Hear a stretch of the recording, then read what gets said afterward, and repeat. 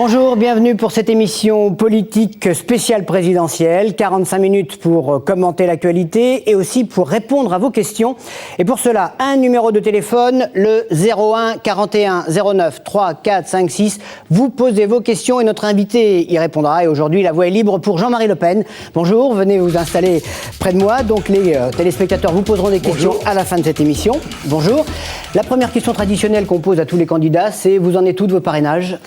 Mais écoutez, je galère parce que c'est de plus en plus difficile et je pense avoir raisonnablement avoir les signatures, mais cela n'aura mobilisé une grande partie de l'activité de notre mouvement pendant quelques semaines, mais c'est fait pour ça, c'est fait pour gêner les candidats qui ne font pas partie de la bande des quatre. En 2002, vous aviez maintenu le suspense, la pression, etc. Et on s'était toujours dit, est-ce que c'est de l'intox ou est-ce qu'il dit la vérité ? Non, les journalistes qui nous approchaient savaient bien que c'était pas de l'intox, qui m'ont vu moi-même téléphoner à de nombreux maires pour essayer de rattraper la signature qu'ils avaient promise et qu'ils avaient retirée. C'était ça le problème. Nous avons 250 personnes, je pense qu'il y avait eu petite manœuvre sans doute derrière cela, qui se sont retirées 3 semaines avant. Là, le gouvernement a décidé de peut-être donner une semaine de plus pour avoir ses parrainages. C'est une bonne chose ? Oui, c'est archétypique des positions du gouvernement. Et au lieu de régler le problème, parce que tout le monde reconnaît que c'est une disposition qui n'est pas conforme à la Constitution, ni même à nos principes de gouvernement et d'assemblée. Mais il change une petite chose, une petite amélioration qui fait dire quand même, ils ont fait quelque chose. Ils auraient pu faire mieux, mais ils n'ont pas fait. Alors, au cas où vous ne les auriez pas, vous avez brandi une menace, vous avez dit on punira ceux qui ont violé les règles fondamentales de la République et de la Constitution. Ça veut dire quoi ? Ça veut dire qu'en politique, on tire les conclusions de ce qui a été fait. Et quand des gens ont violé les règles, bien évidemment, on les sanctionne. Et c'est le peuple qui les sanctionnera. D'accord. Alors nous allons maintenant évoquer l'actualité. Daïk Louis nous rejoint sur ce plateau. Bonjour. Bonjour monsieur, bonjour Jacques. C'est des chaussures nouvelles, c'est pour ça que ça glisse un peu. De patineur. Oui. Et l'actualité, c'est bien sûr d'abord le démarrage de Nicolas Sarkozy. Oui, qui a été désigné sans surprise candidat de l'UMP pour l'élection présidentielle. Alors on le sait, Nicolas Sarkozy aime la variété, mais pas Julio Iglesias, puisque lui, il a changé. Enfin, c'est ce qu'il nous a dit à la tribune. Mais peut-être pas tant que ça, parce qu'il a commencé très vite sa campagne, 3 déplacements cette semaine. Lui, il dit « je démarre à fond et après j'accélère ». Donc je ne sais pas si physiquement c'est possible. En tout cas, il faut peut-être lui expliquer que la campagne présidentielle, ce n'est pas une ligne droite. Mais enfin, chacun s'accorde à dire que maintenant qu'il est candidat, la campagne est lancée. Est-ce que c'est votre avis ? Écoutez, la campagne de Sarkozy est lancée depuis 2 ans. Le matin, le midi, le soir, tous les jours, y compris le samedi et le dimanche. Mais celle en des conséquent, quelquefois il intervient comme ministre de l'Intérieur, quelquefois comme président de l'UMP, quelquefois comme candidat à la présidence de la République. Il est toute main, c'est le lutin de la République, lui. Vous avez trouvé qu'il a changé de ton ? Là, son meeting de lancement. Oui, quand il lit le discours de ses collaborateurs, il n'a pas tout à fait le même ton. Je préfère le premier, d'ailleurs. L'autre est plus riche, plus séduisant, mais ça n'est pas tout à fait le sien. Alors, il a un langage de fermeté dans un certain nombre de domaines qui fait dire à certains observateurs qu'il va un peu sur votre terrain et donc qu'il pourrait vous prendre des électeurs. Oui, c'est l'omelette norvégienne, lui. C'est le froid à travers une couverture de chaud. Bon, en l'occurrence, je ne crois pas qu'il me prenne des électeurs. Je crois que c'est plutôt l'inverse, parce que en développant les thèmes qui ont été les miens pendant des années, voire des décennies, eh bien, il valorise en quelque sorte un discours qui était jusque-là diabolisé par ses amis. Disant, Le Pen, c'est l'extrémisme, etc., etc. Chirac continue dans cette voie-là, d'ailleurs, c'est la vieille habitude. Mais en l'occurrence, les gens se disent, mais enfin, ce que dit Sarkozy, c'est ce que disait Jean-Marie Le Pen. Et peut-être, si on avait tenu compte de ce qu'il disait, eh bien, nous ne serions pas dans la situation dans laquelle nous sommes. Oui, mais lui, au moins, a considéré que ce sont les mêmes idées, ce qui est encore à nuancer et à prouver. Pas surtout, bien sûr. Et à prouver. Lui, au moins, il est en mesure de les appliquer. C'est ce que peuvent se dire certains électeurs. En effet, c'est exactement ce qu'ils se disent. Ils disent pourquoi monsieur Sarkozy ferait-il demain ce qu'il n'a pas fait depuis qu'il est ministre ? Oui, mais il y a une partie de l'électorat qui peut le trouver plus rassurant que vous, dont on peut dire que de temps en temps, vous sentez le soufre. On me dit on le trouve plus inquiétant, plutôt. Parce que moi, on me connaît depuis des décennies, on sait qui je suis. Ma route est toute droite.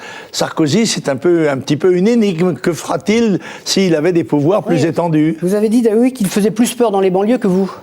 Je crois. je crois que s'il y avait un dilemme, si j'étais au second tour contre Sarkozy, je pense que je le battrais. Pourquoi ? Parce que les gens croient toujours que dans les banlieues, il n'y a que des émeutiers et des voyous. Mais ça c'est 0,5% des gens. Ce sont les gens des banlieues qui souffrent le plus de la crise des banlieues. Et ceux-là ne croient plus que les gens qui ont été au pouvoir pendant des mois et des années soient capables de changer la situation. En l'occurrence, ils pensent que peut-être Le Pen peut le faire. Alors, deuxième sujet d'actualité, la campagne de Ségolène Royal et les impôts qui s'invitent dans la campagne. Ouais, c'est un peu typique de l'évolution du débat. Ça a commencé sur un débat de fond. Faut-il ou pas augmenter les impôts ? Faut-il changer les tranches ? Et puis ça continue sur la feuille d'impôt du couple Hollande, qui est soumis à l'ISF. Il y a des querelles au sein du Parti Socialiste qui ressemblent un peu à des querelles de cours d'école. Mais du coup, plutôt que de parler du fond, les candidats sont amenés à dire un petit peu en avance leur patrimoine. Donc vous avez révélé ce qu'on savait déjà, c'est que vous êtes soumis à l'impôt sur les grandes fortunes. Est-ce que c'est dommageable pour un candidat en termes d'image ? Parce que les gens peuvent se dire, il est riche, donc il ne connaît pas les problèmes de tout le monde. Ou au contraire, il est riche et il ne servira pas dans la caisse. Est-ce que ça a un impact ? Écoutez, est-ce que c'est gênant ? Dans cette perspective, j'ai tout de suite annoncé que je portais des slips DIM. Parce qu'à partir du moment où on commence une campagne People, on vous demande quel est votre niveau de votre compte en banque, puis ensuite on va vous demander qu'est-ce que vous faites de la nuit. C'est pas ce qu'il y a de meilleur marché, honnêtement. Comment ? Les slips DIM, c'est pas ce qu'il y a de meilleur marché.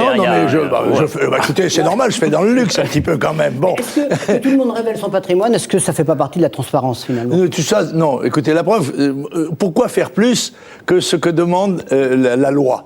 La loi est assez rigoureuse sur le plan de la confidentialité des patrimoines. Bon, dans un pays où on sait malheureusement que peut-être notre défaut national, c'est l'envie, ce qu'on appelle populairement la jalousie, si vous voulez. Et moi, ça ne me gêne pas du tout. Je ne suis pas ce qu'on peut appeler un riche. D'ailleurs, qu'est-ce que c'est être riche ?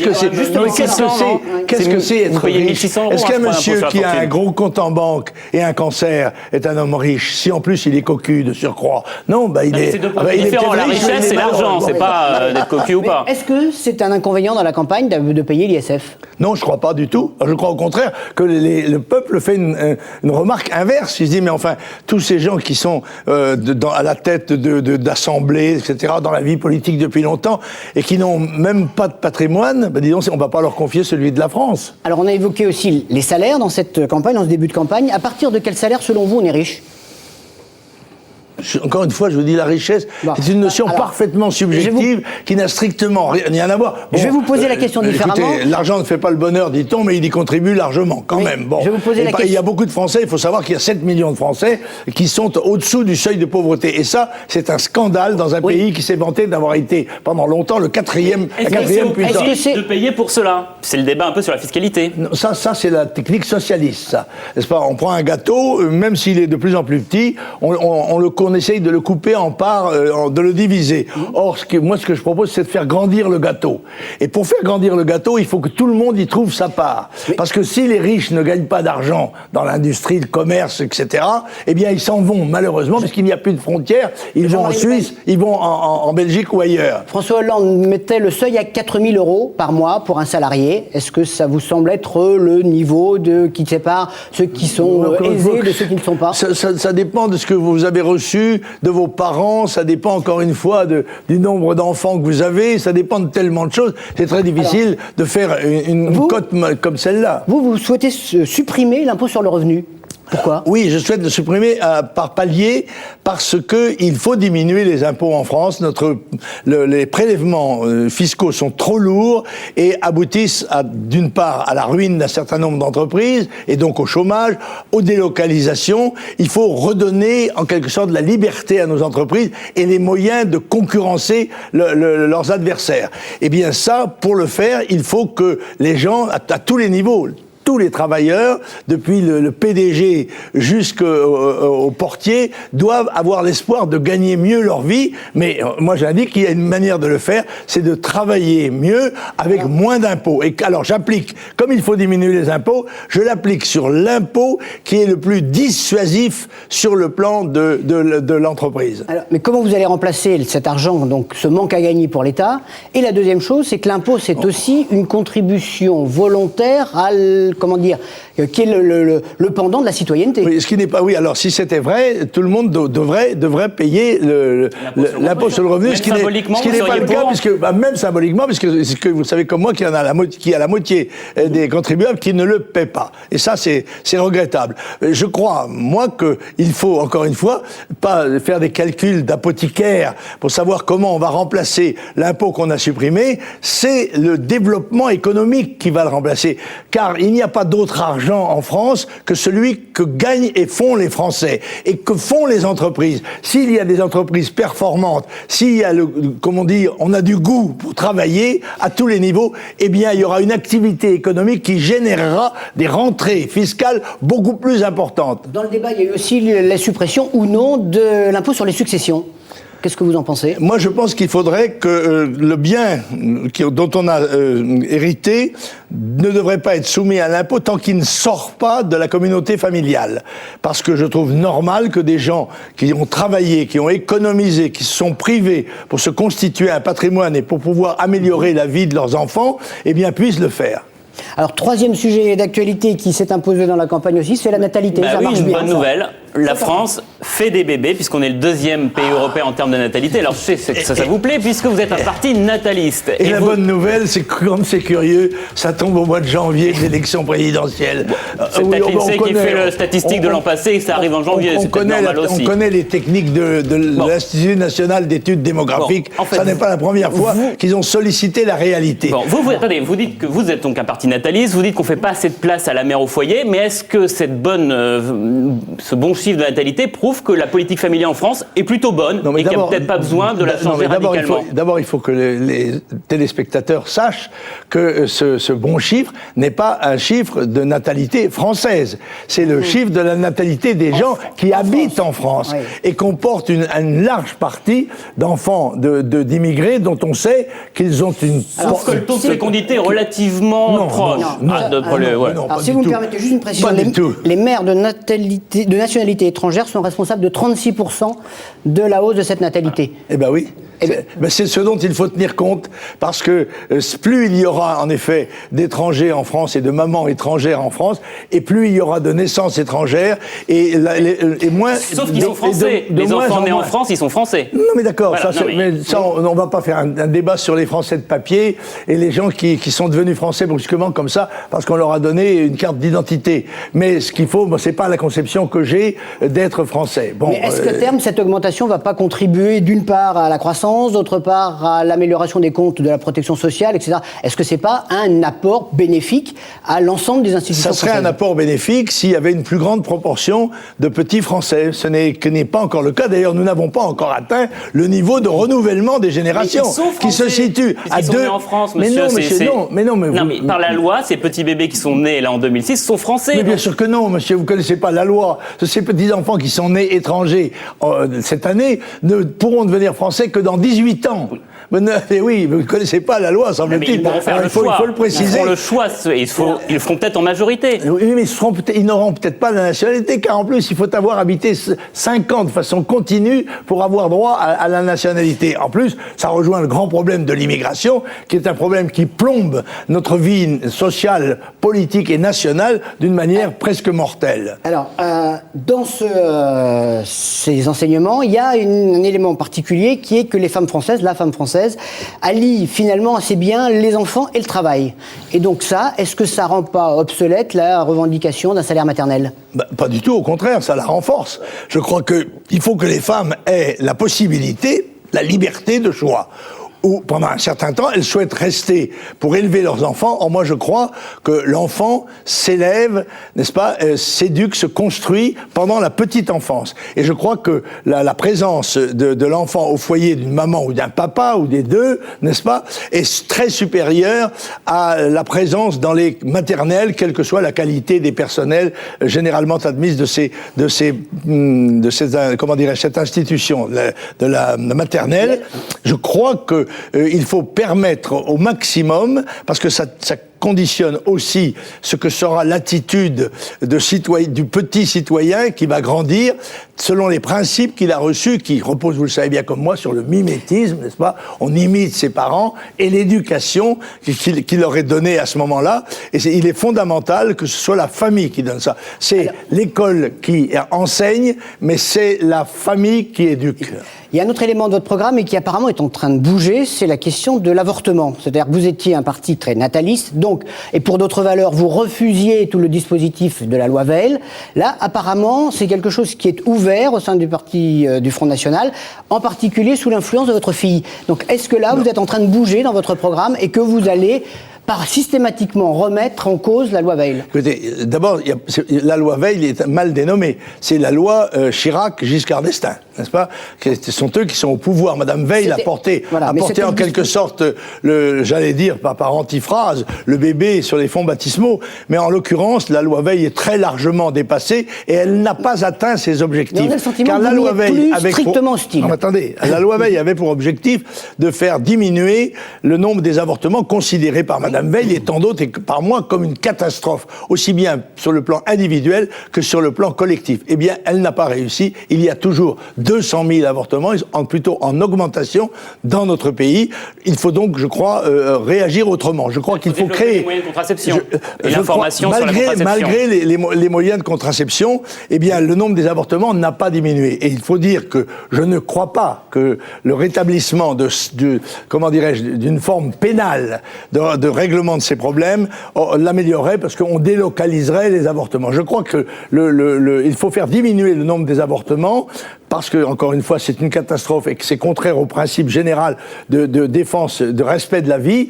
Mais il faut donner les moyens aux familles, il faut de pouvoir élever leurs enfants, alors que très souvent, l'enfant supplémentaire, c'est une charge que la famille croit ne pas pouvoir supporter. Mais ça veut dire donc pas de remise en cause systématique du dispositif? Non, ce n'est pas une question d'actualité immédiate, ça n'est pas quelque chose qui est revendiqué par le pays, mais j'ai annoncé que à la fin de mon quinquennat, ce sera le sujet du 5e référendum que je proposerai au peuple français et qui aura pour contenu l'ensemble de ces problèmes. Dans l'actualité, il y a eu aussi le vote par l'Assemblée nationale du statut pénal du chef de l'État.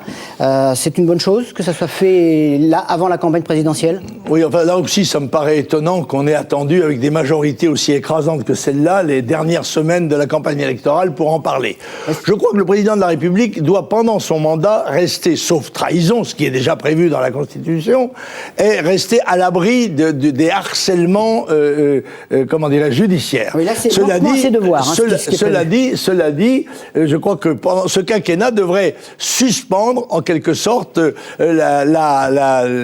les processus qui permettent d'échapper à la loi. Par conséquent, il n'y aurait pas, en quelque sorte, d'effacement par le temps, comme c'est aujourd'hui le cas. On sait que M. Chirac a eu beaucoup de casseroles et qu'il s'en est détaché un certain nombre et qu'il en reste, je crois, une seule. C'est peut-être pour ça qu'il va se présenter, d'ailleurs. Vous pensez qu'il va se présenter? C'est une hypothèse que vous retenez?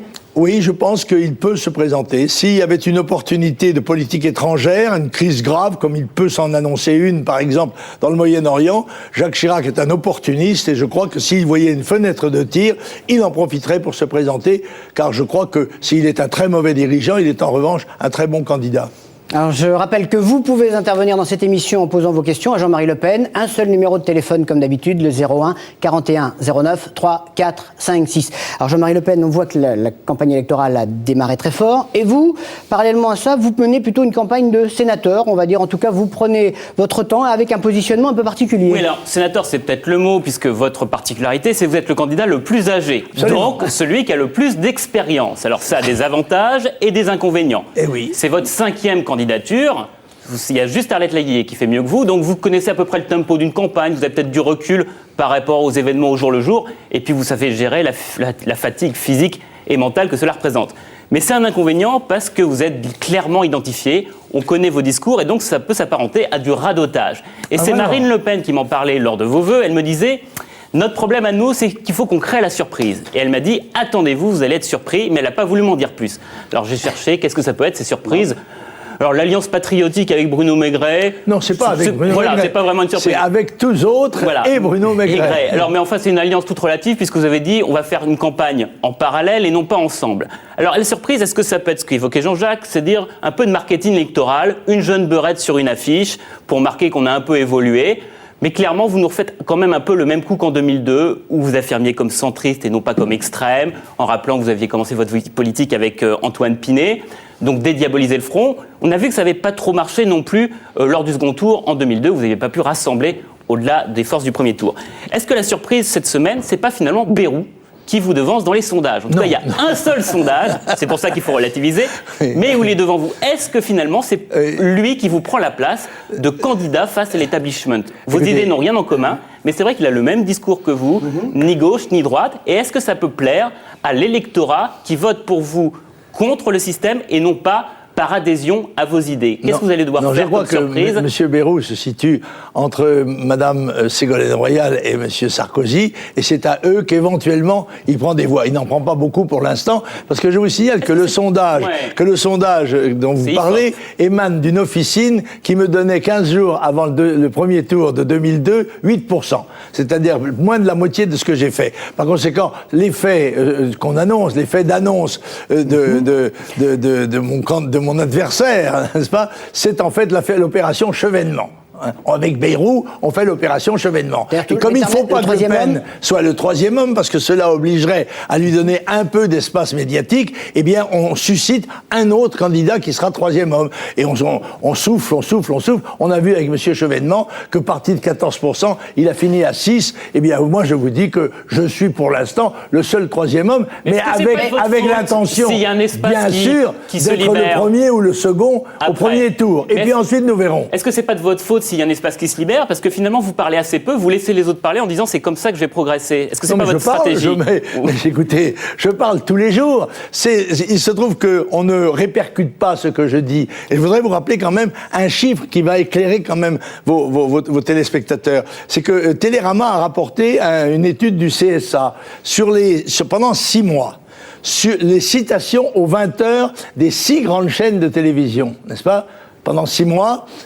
Sarkozy 176, Ségolène Royal 144, Bayrou 44, Le Pen 4 en 6 mois. J'ai été cité 4 fois en 6 mois dans une des 6 chaînes de télévision. J'ai voulu faire un reportage sur votre recherche de parrainage. Il m'avait dit c'est pas le moment. Donc j'ai pas pu faire de reportage sur vous, alors il faudrait savoir. Ah, écoutez, non, là, je ne sais pas, je ne connais pas ce détail, mais vous... Non, si je ne peux pas reprendre votre point de vue, mais... je suis là et vous pouvez venir quand vous voulez, moi je ne refuse jamais de venir sur un plateau. Alors en tout cas, il y a une tentative délibérée de votre part de vouloir apparaître comme un candidat modéré, donc vous citez Antoine Pinet, vous dites que vous êtes du centre-droit. Je ne veux pas apparaître, je suis. C'est ce que j'ai dit. Écoutez, vous occupez quand même un créneau politique qui est à la droite de la droite. Non, je ne vise pas. Je vise un créneau politique, c'est la France et les Français. Et j'appelle tous les gens, quel que soit leur vote précédent, quelles que soient leurs options idéologiques, parce que la France est en danger de mort et les Français en danger d'être submergés et ruinés, je les appelle à s'adresser au seul candidat qui n'a pas participé au gouvernement qui se sont succédés pendant 30 ans. Bayrou y compris. Dans cette stratégie, Jean-Marie Le Pen, vous vous réclamez de Jeanne d'Arc, vous vous réclamez même de De Gaulle. Vous avez dit « je suis le seul à être dans la ligne de De Gaulle ». Certains anciens du Front National ont dû se retourner dans leur tombe. Non, mais le général De Gaulle n'avait pas qu'une seule opinion. J'ai été en désaccord avec lui, tout le monde le sait. Sur quasiment tout, alors. Non, ce n'est pas vrai. Sur l'Algérie, notamment pour l'Algérie, oui. Mais pas sur la conception de la France et la conception de l'État. Au contraire, j'ai trouvé qu'il avait apporté un certain nombre de choses positives. Mais en l'occurrence, moi, je me tourne vers l'avenir. Je ne suis pas sans arrêt, je ne marche pas avec les yeux fixés, comme un certain nombre de nos contemporains, en permanence dans le rétroviseur, multipliant les anniversaires de ceci, les anniversaires de cela. Chaque jour, il y a un anniversaire, le 50e, le 30e, le 21e, le 32e. Non, moi je regarde l'avenir et je suis inquiet. Je suis inquiet parce que je vois évoluer la situation de la France de façon négative. Et au bout d'un toboggan, il y a la chute. Et c'est pour cela que je dis aux Français, pendant qu'il est encore temps, il n'est pas encore trop tard, mais ça va devenir bientôt irréversible. Mais il faut remonter le toboggan ou mettre quelque chose de plus stable au bas du toboggan? Je vois pas très bien votre C'est-à-dire métaphore. que revenir sur le toboggan, c'est voir le passé, et essayer de trouver un autre terrain d'atterrissage, c'est plus vers l'avenir. Je dis que le toboggan, c'est un sport délicieux. Pendant qu'on descend, c'est agréable. Mais il y a un trou au bout, voilà. Et c'est pour ça que je dis que nous nous en approchons. Dans cette stratégie de renouvellement que vous avez mis en place, il y a quelque chose, il y a deux éléments qui ont été un peu des accros. D'abord, il y a l'union ou le rapprochement avec Bruno Maigret. Qu'est-ce que ça vous apportait de vous rapprocher, de faire l'union patriotique juste avec Bruno Maigret? Mais ce n'est pas du tout ce que nous avons fait. Moi, j'ai lancé un appel à l'union patriotique. Oui, mais il n'y a que lui qui a répondu. Non, c'est pas vrai. Monsieur Timmermans de l'union, populiste a répondu aussi. Monsieur Timmermans, personne ne le connaît. Voilà. Donc voilà. Non, mais enfin, responsable de poids, il n'y a que Bruno Maigret qui est là. Oui, mais écoutez, il y en aura d'autres peut-être d'ici là.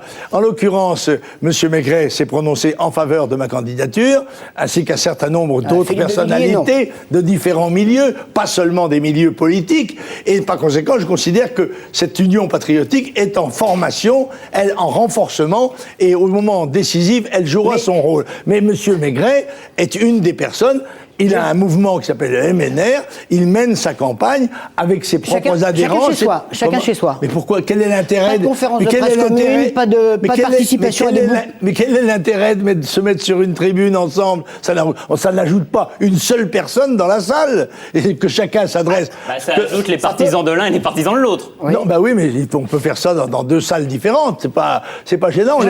On les retrouvera dans les urnes. Il y a eu, parce qu'il nous reste peu de temps, il y a eu un deuxième accro, c'est qu'est-ce qui vous rapproche ou quelles sont les valeurs que vous partagez avec Dieudonné? Avec Dieudonné. Ah, en effet, je me rapproche, je l'ai croisé dans les allées du... Il n'y a pas que ça, il y a votre épouse qui est allée à la première de son spectacle, il y a des choses comme ça, il y a des signes. C'est un grand artiste, Dieudonné. C'est un grand artiste, c'était la coqueluche de la classe politique et médiatique il n'y a pas si longtemps, mais il semble que ses opinions ne conviennent plus à celle-ci, et par conséquent, il est à son tour diabolisé. Voilà, c'est peut-être ce que nous avons en commun. C'est l'alliance des diabolisés. Nous avons quelque chose en commun, c'est nos mamans, parce que sa maman est bretonne, la mienne aussi. C'est une alliance des diabolisés? Comment? Ça rapproche d'être diabolisé? Ah ben, il est évident que les parias qui sont chassés de la table de la table d'hôte ont tendance à se partager le morceau de gâteau qui reste. Mais je n'ai rien contre M. Dieudonné. Encore une fois, je suis pour la liberté de l'esprit, la liberté de penser, la liberté de l'ironie, y compris professionnelle. C'est la fin de sa première partie. On se retrouve à 12h05, juste après le journal qui est présenté par Jean-Noël Mirande.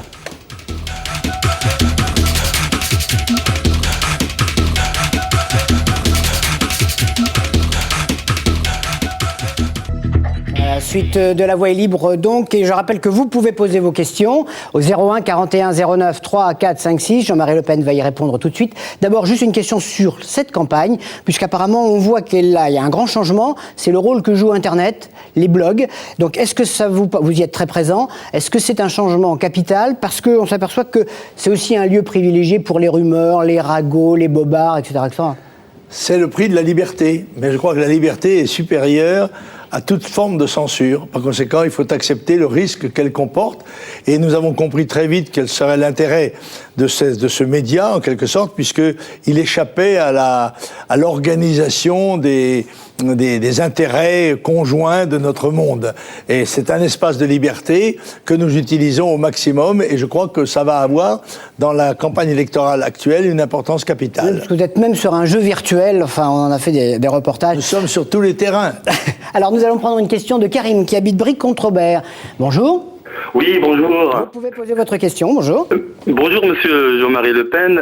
Monsieur Nicolas Sarkozy parle de tolérance zéro, et vous parlez d'immigration zéro. Alors, est-ce que ça serait mieux de nous expliquer votre programme? Merci. Oui, je rappelle qu'il est entré en France dans 30 ans environ 10 millions d'immigrés.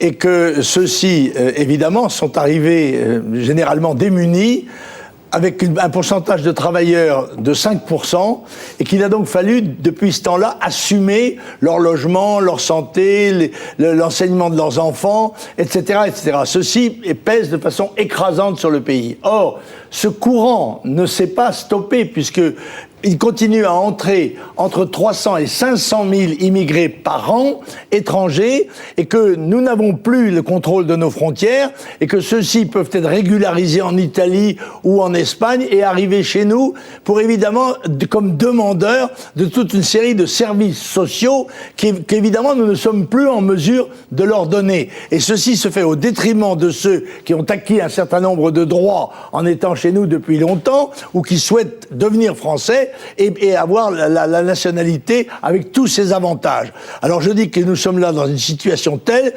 que celle d'un bateau qui aurait en quelque sorte une énorme voie d'eau. Il faut d'abord colmater la voie d'eau avant de penser pouvoir réparer la coque. La notion d'immigration choisie de Nicolas Sarkozy, ça non, je n'y crois pas. Je crois que ce sont des formes discriminatoires. Je crois que la France ne peut plus actuellement accepter que le torrent migratoire continue à envahir le pays, en rappelant quelque chose que les gens ont oublié, c'est que la population mondiale est passée en 100 ans de 1 milliard à 7 milliards d'habitants, et que la pauvreté règne sur le monde, et que le moyen de résoudre ce problème, je n'exclus pas des actions de solidarité avec les continents misérables, mais encore faut-il que nous conservions, nous, nos moyens de réussite économique et sociale, et que nous ne fassions pas ces charités bobos, en quelque sorte, au détriment des Français les plus pauvres. L'immigration de travail, vous y êtes favorable quand même si ça vient combler des emplois que les Français n'occupent pas, et ça c'est peut-être une chance pour la France? Non, mais moi je crois que les Français devraient occuper ce travail. Dans un pays qui a 5 millions de chômeurs, il me semble qu'il y a une réserve de travailleurs. Ce sont eux qui doivent travailler les premiers. Par conséquent, je ne vois pas, nous n'avons pas besoin de faire appel à une main-d'œuvre étrangère. Cependant, si nous avions besoin, pour des raisons très spécifiques, d'une certaine spécialité, je ne suis pas borné, je serais d'accord pour qu'ils viennent avec un contrat de travail d'une certaine durée, et le travail étant exécuté, eh bien, ils rentrent chez eux, comme c'était le cas avant 74, avant la date où Jacques Chirac a fait l'immigration de peuplement, en quelque sorte, par le regroupement familial. Alors, nous avons un autre téléspectateur qui nous appelle, Ahmed, qui habite le 18e arrondissement à Paris. Bonjour. Oui, bonjour, Monsieur Le Pen. Voilà ma question. J'aimerais savoir si M. Le Pen passe président de la République, est-ce qu'il va enfin donner la priorité au logement français? Parce que moi, en ce qui me concerne, ça fait 9 ans que j'attends un logement et je vois débarquer des gens qui n'ont aucun droit sur le territoire, qui n'ont aucun papier et qui passent devant nous. Moi et ma femme, on est outrés. Je paye plus de 120 € d'impôts par mois. Je ne sais plus quoi faire. J'ai écrit à la commune. Il n'y a aucune réponse. C'est bobo, il y en a marre. Merci. Écoutez, monsieur, à mon avis, il est plutôt favorable à vos idées. Vous illustrez tout à fait mon raisonnement. Parce qu'il est bien évident que comme nos critères d'attribution de logement se veulent absolument égalitaires, il est bien évident qu'entre vous qui attendez votre logement depuis plusieurs années et qui avez une situation, vous travaillez, vous avez une situation même modeste, et la famille kurde qui vient d'arriver toute nue avec ses 5 enfants, c'est elle qui sera prioritaire. Et elles seront toujours prioritaire. Par conséquent, les Français n'auront jamais d'espoir de voir résolu le problème du logement, quoi qu'on fasse et quel que soit le nombre de centaines de milliers de logements sociaux que l'on fasse. Donc votre proposition de la préférence nationale et de l'inscrire dans la Constitution est toujours d'actualité. Là-dessus, vous n'avez pas bougé. Mais il me semble d'ailleurs qu'elle va de soi. Nous sommes une communauté nationale. Il me paraît quand même normal que les Français soient prioritaires dans leur propre pays. Alors qu'aujourd'hui, ce qui est le véritable scandale, c'est que la préférence nationale est interdite par la loi. Dans une de vos campagnes précédentes, vous aviez mis dans votre programme de revenir sur un certain nombre d'acquisitions de nationalité et de naturalisation, donc rétroactives à partir d'une certaine date. Est-ce que c'est toujours d'actualité dans votre programme? Je crois qu'il y aura pour cela un moyen discriminant, si vous voulez, qui sera utile. C'est de poser la question de savoir si, moi je suis pour la suppression de la double nationalité. Par conséquent, à un moment donné, on demandera aux gens qui ont acquis la nationalité française, vous avez gardé une nationalité d'origine, maintenant il faut choisir. Est-ce que vous choisissez votre nationalité d'origine, ce qui est tout à fait respectable, ou votre nationalité française? À ce moment-là, je crois qu'il y aura déjà un certain tri qui sera fait, mais volontairement, par les gens qui sont eux-mêmes, en quelque sorte, interrogés. Nous avons Soraya, qui habite le 13e arrondissement à Paris, qui est en ligne avec nous. Bonjour. Oui, allô, bonjour. Donc, bonjour à vous tous. Donc, moi, ma question est sur l'environnement. Est-ce que votre parti a prévu quelque chose par rapport au problème de couche d'ozone? Oui, écoutez, d'abord, je ne suis pas sûr que ce qui est à la mode aujourd'hui, c'est-à-dire la dénonciation de cette couche d'ozone et de ses formes, soit une réalité indiscutable. Mais enfin, admettons-le. Il y a d'autres dangers très graves. J'ai cité l'autre jour le cas de la centrale de Kremlin, n'est-ce pas, qui se trouve en Tchéquie, qui en est à son 100e incident de fonctionnement et qui pourrait nous faire demain un Tchernobyl. Je suis très attentif au problème de l'environnement et bien sûr de l'avenir du monde et de l'avenir de notre pays. Mais je crois que on ne peut pas réduire notre activité économique parce que nous, elle se réduit d'elle-même par la concurrence sauvage qui nous est faite, parce que sans frontières, nous sommes incapables de nous défendre et que nous sommes obligés soit de fermer nos entreprises, soit de délocaliser, et que nos grands secteurs agricoles et nos grands secteurs industriels ont perdu des millions de travailleurs depuis quelques années. Votre parti n'a pas signé le pacte écologique proposé par Nicolas Hulot. Non, parce que d'abord, je ne me crois pas obligé de me définir par rapport à une personnalité si sympathique qu'elle soit. Ensuite, il y avait au moins 2 points sur lesquels je n'étais pas d'accord avec M. Nicolas Hulot. Nous avons notre propre définition de l'écologie, qui est le rapport harmonieux entre la créature humaine et les créatures de la Terre et la Terre elle-même. Et cela, je suis obligé de le dire, de le rappeler, c'est une démarche qu'on peut dire conservatrice. Ça n'est pas une démarche progressiste, puisque le fondement philosophique du progressisme et de la gauche, c'est le progrès économique, social, technologique, celui justement qui est mis en cause par les conséquences dramatiques que l'on sait. Vous avez parlé des créatures humaines ou des humains. Comment vous interprétez l'utilisation par Ségolène Royal en Chine de droits humains à la place de droits de l'homme ? Je ne sais pas, ce sont des nuances. Madame Ségolène Royal a voulu sans doute truffer son discours de quelques formules qui prêteraient à commentaire. C'est ainsi qu'elle a fait, qu'on le sait, la bravitude, qui n'était pas du tout calculée, mais qui était une erreur de vocabulaire qui, bien sûr, a permis de se gausser d'elle. Alors nous avons un autre téléspectateur qui habite le Blanc-Ménil. Bonjour. Bonjour, c'est Pierrette. Voilà. Je voulais poser ma question à M. Le Pen. Comme nous commençons à radoter, puisque nous avons le même âge, je voulais savoir, M. Le Pen, à qui pensez-vous repasser la main ? Ah, je ne sais pas. Est-ce que vous pensez à passer la main J'ai bien compris. Il s'agissait de repasser la main. Ce n'était pas une invite. Bon, d'accord. Mais je ne me pose pas cette question. La nature et la vie les trancheront d'elles-mêmes. Que ce soit... Vous n'allez pas préparer votre succession ? Pourquoi préparer ma succession, en quel sens ? Parce qu'on dit toujours que ce soit les chefs d'entreprise, les patrons, etc., ils ne préparent pas leur succession. J'ai fait un testament, j'ai des enfants, je dirige un parti politique qui est un parti démocratique, qui désignera mon successeur le jour où j'aurai passé la main, comme vous dites. Et par conséquent, ne vous inquiétez pas de cela. Ces choses-là sont prévues et je n'ai pas l'intention de rester indéfiniment, bien que nous gagnions, vous le savez, un trimestre de vie par an, et que nous avons gagné, ce qui a été ignoré par les politiciens français, nous avons gagné 15 ans de vie supplémentaire en 50 ans. Juste qu'il y a quand même un conflit dans votre parti entre Marine Le Pen et Bruno Gollnisch. Bruno Gollnisch, cette semaine, qui vient d'être condamné par la justice à 3 mois de prison avec sursis pour délit de contestation de l'existence de crimes contre l'humanité par parole. Est-ce que cet homme-là... Première question, d'abord, il n'y a pas de conflit.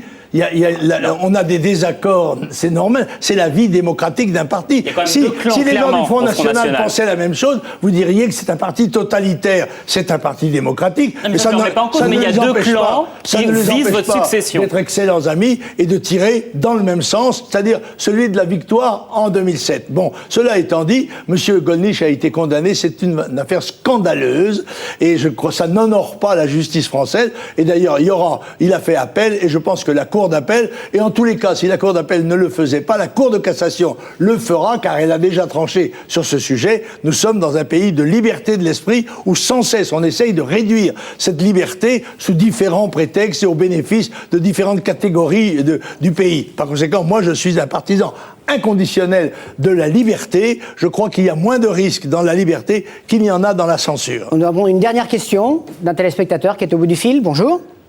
Oui, bonjour. Bonjour. Vous pouvez poser votre question. Oui, donc Alim du 92 Asnières. Donc Monsieur Le Pen, bonjour. Je vous appelle pour avoir vos petites renseignements sur l'exécution de Saddam Hussein après votre rencontre avec Monsieur Chirac dans les dernières années. Donc pour savoir ce que vous pensez de l'exécution, si vous avez été triste Voilà, merci. J'ai été scandalisé par cette exécution, j'ai été scandalisé par le procès, dans lequel je rappelle que plusieurs avocats de Saddam Hussein ont été assassinés, un procès qui a été évidemment un procès truqué, et d'autre part la condamnation et l'exécution a montré que la dignité n'était pas du côté des bourreaux, mais du côté de Saddam Hussein, dont je rappelle qu'il n'était pas un voleur de chevaux du Texas, qu'il était président de la République pendant 25 ans, qui représentait l'État, que les plus grandes autorités du monde ont conversé avec lui, l'ont étreint dans leurs bras, comme Jacques Chirac, dont on sait que son nom... Il n'était pas accusé de vol de chevaux, mais de massacre de population civile. Massacre, non, mais c'est pas la même chose. Oui, c'est ça. Parce que M. Bush, lui, il ne fait pas de massacre. Seulement les massacres qu'il fait, lui, c'est avec des avions qui volent à 10 000 mètres. Par conséquent, là, ce n'est pas un massacre, c'est un honnête homme. Saddam Hussein, en tous les cas, avait un pays uni, avec une poigne de fer, comme dans tous ces pays-là, il faut le dire, n'est-ce pas? Eh bien, maintenant, ce pays est éclaté, c'est le chaos, c'est l'anarchie, c'est la mort tous les jours de centaines de gens. Eh bien, je crois que le peuple irakien et les gens honnêtes doivent regretter Saddam Hussein. Merci Jean-Marie Le Pen d'avoir été notre invité. La semaine prochaine, toujours dans le cadre de La Voix est libre spéciale présidentielle, nous recevrons Marie-Georges Buffet, la candidate du Parti communiste, même si elle s'est mise en congé de parti. Mais tout de suite, eh bien, vous avez rendez-vous avec la rédaction nationale et le journal de Catherine Matoche. À la semaine prochaine. Au revoir.